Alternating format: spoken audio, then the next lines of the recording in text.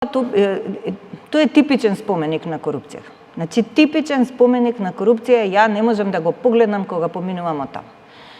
Како да ви кажам? Значи, спорност е првин од продажбата на земјиштето, и тоа ни беше нели нас предметот, од продажбата на земјиштето, па потоа деталниот урбанистички план, кој што беше не во согласно со генералниот урбанистички план. Тоа што значи, знаеш, луѓето многу слушаат дуб, губ, ама во тој генерален урбанистички план, тоа е уставот за останатите детални урбанистички планови што планираат одредени квартови. Во тој генерален урбанистички план се предвидува густина на население ќе биде толку, не знам, толку може возила, што може тој простор да апсорбира.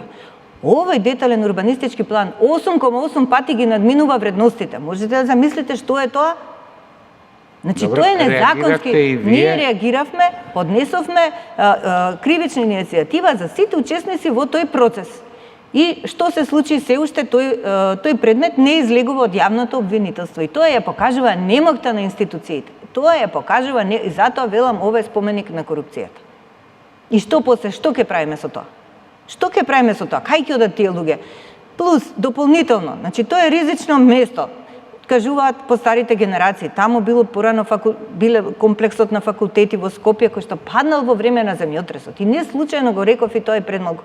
Не случајно тој дел останал во таква како паркинг. Значи се мислеле што да се гради, како да се гради. Тоа е ризично подрачје, тоа е трусно плюс покрај река, каде што составот на почвата е малку поразличен во однос на нели на кога е подалеку од река. Има многу ризици во тој дел, а ставаат толкави згради. Ја не знам како па и луѓето се решаваат и да купуваат. Стварно не ми е јасно.